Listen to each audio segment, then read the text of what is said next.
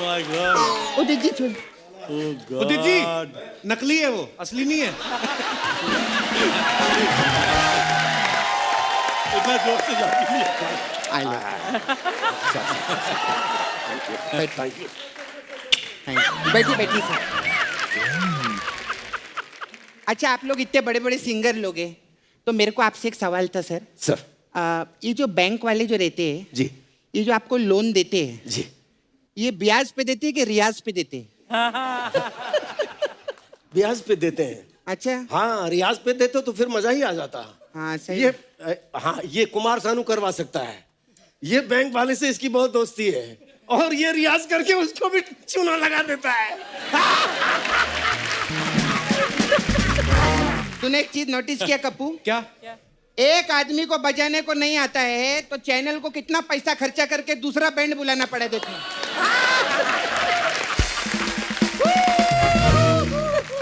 ये उदित जी आपका आदमी है? हाँ। अरे काफी अच्छा, चोटी का आर्टिस्ट है ये, बहुत अच्छा है। ये दाढ़ी ये बनाता है कि नुचवा के आया बिल्ली से? क्या है उदित जी इसका? ये जो हाय हाउ आर यू, कब बजाओगे ये?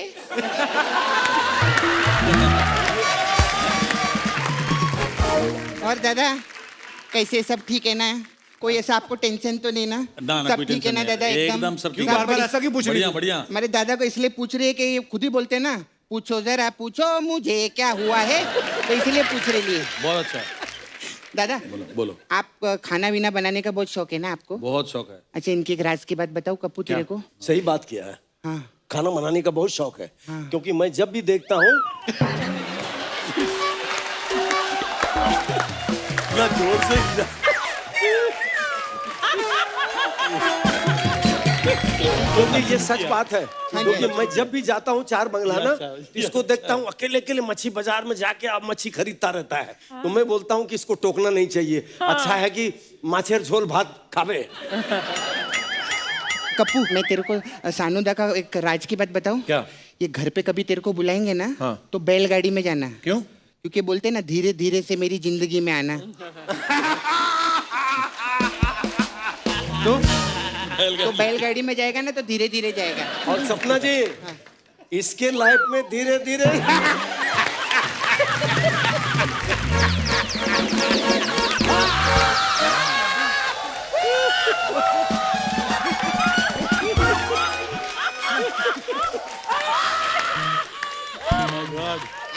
धीरे धीरे से इसकी जिंदगी में कितने आई चली गई, अभी बाकी है। ये तो पोल खुल गया। अभी तक भी इसका दिल भरा नहीं है। नहीं बहुत है। उदित जी के लिए एक बार जोरदार ताली हो जाए। I love you Udit ji. मैं ऐसा नहीं, इनको सुनने में मेरे को बहुत अच्छा, आप बुरा तो नहीं माने ना कुछ? कैसी I बात love- कर रहे हैं क्या? I love- thank you. बैठिए बैठिए सर। अच्छा आप लोग इतने बड़े बड़े सिंगर लोग हैं, तो मेरे को आपसे एक सवाल था सर। सर। ये जो बैंक वाले जो रहते हैं, जी ये जो आपको लोन देते हैं, जी। ये ब्याज पे देते हैं कि रियाज पे देते हैं? ब्याज पे देते हैं। अच्छा हाँ, रियाज पे देते तो फिर मजा ही आ जाता। हाँ सही। ये हाँ, ये कुमार सानू करवा सकता है। ये बैंक वाले से इसकी बहुत दोस्ती है, और ये रियाज करके उसको भी चूना लगा देता है।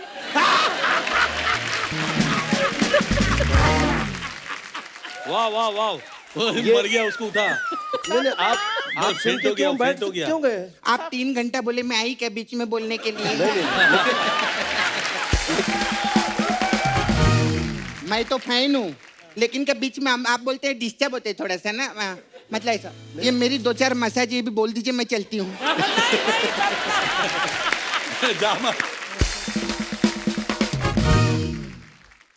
सपना जी, एक बात मैं आपको हाँ जी दिल से सर, बोलना चाहता बोलिए हूँ। सर। कपिल जी, जी सर। आपका तो जवाब है नहीं, मेरा लेकिन सवाल भी नहीं है। नहीं सुनिए। सुनिए। नहीं, अरे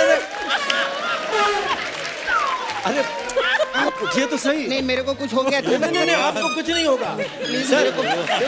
नहीं, नहीं सुनिए तो सही। ऐसा मत करो सर। सपना जी, कमाल है। सपना जी, मेरे सपना जी। उदित जी छोड़ो मुझे। माय गॉड उदित जी छोड़। उदित जी नकली है वो, असली नहीं है। इतना जोर से जाती है।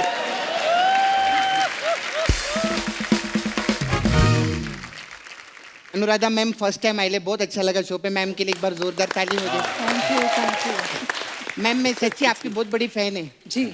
आपका वो गाना कितना मस्त है ना, धक धक करने लगा। आपको पता है पिछले साल लॉकडाउन में ये गाना पूरी दुनिया के पास था, पूरी दुनिया एंजॉय कर रही थी ये गाने को। कैसे? क्योंकि घर पे कोई एक भी छींकता था ना तो बाकी सबको धक धक ही होने लगता था।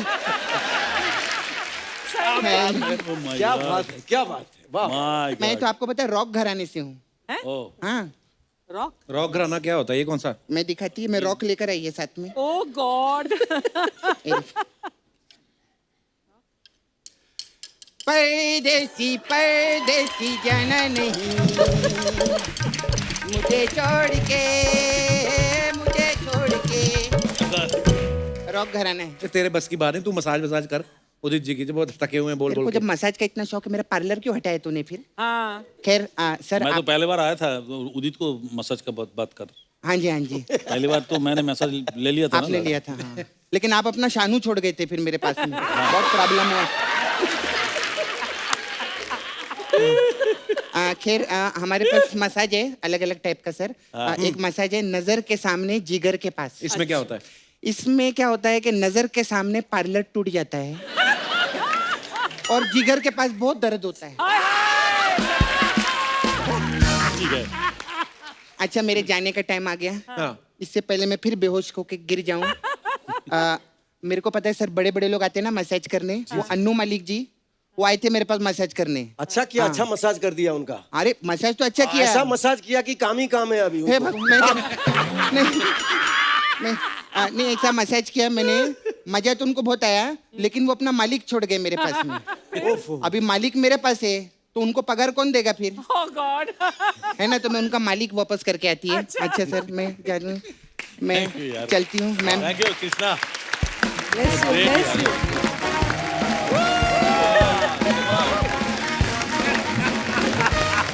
Too much. अरे वाह। Fantastic. क्या बात है यार, instant. क्या बात है।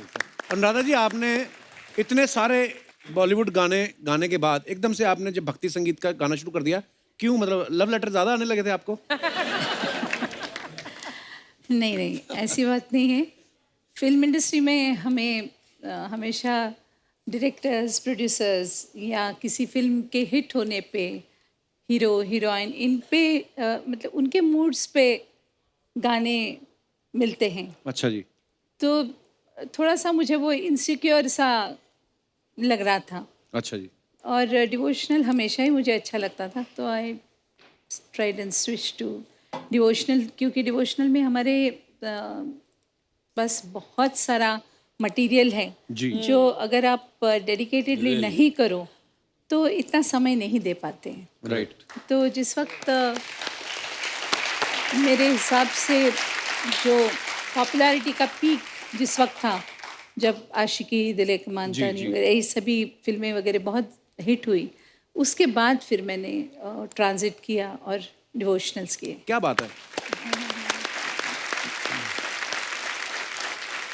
अनुराधा जी आपने शानुदा के साथ भी उदित सर के साथ काफी गाने गाए हैं, इन दोनों में से वैसे शरारती कौन है ज्यादा? शरारती है।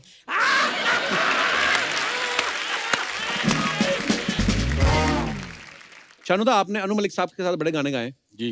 कभी कभी ऐसा भी होता था ना कि कभी कभी आपके किसी गाने में अनु मलिक जी भी आ जाते थे, मैं मिला तुम मिली। तो जब वो आते थे तो वो उस बात के पैसे काटते थे कि मैंने भी थोड़ा सा गाया, या आप ज्यादा लेते थे कि आपने मेरा गाना खराब किया है? सवाल ही नहीं। अच्छा। हाँ, मुफ्त में गाओ, मैं पैसे लगेगा। मुफ्त में गाओ। मैं पैसा पूरा ही लेता था। अभी अनु जी का थोड़ा सा वो थोड़ा सा ये है क्या? वो बुझाते हैं खुजली गाने की? हाँ गाने की कुछ थोड़ा सा है। तो क्या है कि ये बहुत सारे म्यूजिक डायरेक्टर का है जो पहले खुद गा के रखते हैं, फिर सोचते हैं कहीं अगर ये निकल जाते तो खामाखा सानुदा हिट हो गया। ठीक, तो इसलिए वो जो मैं मिला वाला गाना बोला उसमें मैंने अनुजी आई लव यू। हाँ, उसमें मैंने उन्होंने मेरे को गाने नहीं दिया वो गाना, ऐसे एक गाना नहीं, बहुत सारे गाने हैं जिसमें व्हिस्लिंग हो, या व्हिस्लिंग बहुत अच्छा करते हैं अनुजी, हाँ, बहुत ही जबरदस्त।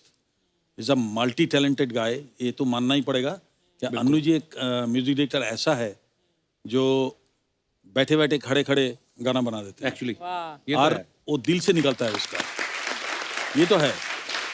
एंड अनुजी के साथ मैंने इतना काम किया, लेकिन अनुजी आई लव यू वो गाना थोड़ा सा कम गाते हैं हमारे साथ तो अच्छा होता है। हाँ, अच्छा उदित सर, कभी ऐसा होता है जैसे आप शानुदा बहुत सारे ऐसे प्रोग्राम्स में जाते होंगे ना राधा जी, जहाँ पे कोई ऑलरेडी एक सिंगर गा रहा है और आप ही का गाना गा रहा है, फॉर एग्जाम्पल वो ए अजनबी गा रहा है और उसने गाया और सामने से कोई बंदा उठ के उसको 500 रुपए दे गया कि क्या बात गाया है, तो आपने वहां जाके 250 लिए उससे कि गाना तो मेरा है? मैं खुश होता हूँ कि चलो हमारे गाने गा के लोग पैसा कमाते हैं, नाम कमाते हैं, कितनी बड़ी बात है। ये तो होता ही है, बड़ी बात है, बिल्कुल। बहुत बहुत। जैसे हम छोटे थे तो रफी साहब या लता जी जितने भी बड़े सिंगर्स थे उनको सीख के हम यहाँ आए, तो आज हो सकता है कि हम लोगों के गाने गा के वो पैसा कमाते होंगे, नाम करते होंगे, तो हमें कितनी खुशी होती है। बिल्कुल ये होना भी चाहिए। जैसे आपने रफी साहब का नाम लिया, मैंने सुना वो भी बड़े मजाकिया किस्म के थे, रफी साहब भी। रफी साहब बड़े ही जैसे भोले थे ना, तो मजाकिया भी ऐसे थे। अच्छा, लता जी भी कम नहीं है जी चाहिए, करेक्ट। DDLG के गाने रिकॉर्ड कर रहे थे हम लोग वेस्टर्न आउटडोर में, तो लता जी आई और मैं गाना गा रहा था, मैं 2 लाइन गाया था, लता जी आ गई। और वेस्टर्न आउटडोर में एक डोर है जो ग्लास लगे हुए हैं, वहां से दिखता है, तो लता जी को देखते ही मेरे तो होश हवाश उड़ गए। तो मैंने बोला दीदी आप रहोगे तो मैं तो गा नहीं पाऊंगा, तो बोली कि नहीं मैं पर्पसली आई हूं तो तुम्हारा गाना सुनने, और मैं यहाँ बैठूंगी और तुम्हें गाना गाना पड़ेगा। अच्छा, मैं बोला पॉसिबल ही नहीं है। तो यश जी आए, बोले एक काम करते हैं, लंच का टाइम हो गया है, खाना मंगाए उन्होंने, हम लोग खाना खाए, इतनी जोक सुनाए लता जी, एक से एक जोक, हंस हंस के मैं थक गया। फिर भी मैंने कहा कि बस आप यहीं रहिए, मैं पहले मुझे गाने दीजिए फिर आप आना, लेकिन वो मानी नहीं, वो बैठी रही, मैंने गाना गाया। ये तो बहुत सारा गाना गा लिया था लता जी के साथ, ऐसा हालत हुआ था। आप सोचो कि कलकत्ता के गली में मैं हाफ पैंट पहन के दौड़ते थे, लता जी के गाने सुनते थे रेडियो में। तो मुझे मालूम है कि सनी में 2nd फ्लोर में जो स्टूडियो हुआ करता था, उसमें बैलेंसिंग रूम में नया सावन करके एक फिल्म था जिसमें बापीदा का म्यूजिक था। अच्छा जी। और मैं कभी सोचा ही नहीं था कि फर्स्ट टाइम, मैं जानता भी नहीं था कौन मेरे साथ गा रहा है क्या नहीं गा रहा है। तो मैं खड़ा हुआ तो मेरे बाजू में एक छोटा सा माइक लगा हुआ था, तो मैंने ऐसे कैजुअली लिया, सब कर रहा है।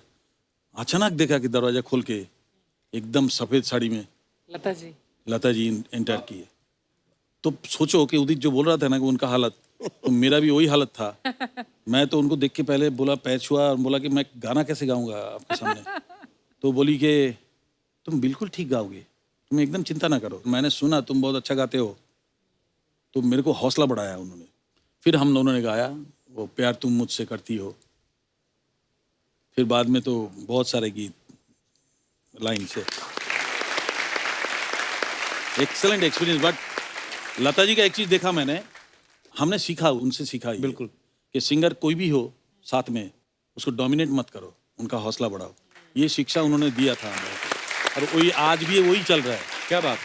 पर अच्छा, लता जी के किस्सों की बात चली तो फोन की बात हुई तो मुझे एक किस्सा याद आ गया। एक बार क्या हुआ, हम दूसरे चैनल पे शो करते तो हमारे सेट को आग लग गई। तो सबको पता था, बहुत न्यूज़ व्यूज़ में आया था। तो मैं थोड़ा अपसेट तो होता है आदमी, पर मैं उठा के चलो कोई नहीं। फिर हम लोग किसी और जगह पे जाके शूट करने वाले थे, तो सडनली मेरे फ़ोन पे लैंडलाइन का नंबर आता है उनका, तो मेरे पास सेव नहीं था। तो मैं खुद ही गाड़ी चला रहा था, मैं साइड में गाड़ी थोड़ा इधर कर लिया। मैं कहा जी, कहते मैं लता मंगेशकर बोल रही हूँ। मैं कहा व्हाट। तो मैं गाड़ी साइड पे लगाई और मुझे इतनी खुशी, मैं भूल गया कि मेरे सेट को आग लगी है। वो कहती है हमें बड़ा दुख हुआ आपके शो का। मैं कहा अरे आज मेरे पापा होते बड़े खुश होते हैं। कहते मैंने अफसोस करने के लिए फोन किया है। और मैं इतना एक्साइटेड हो गया।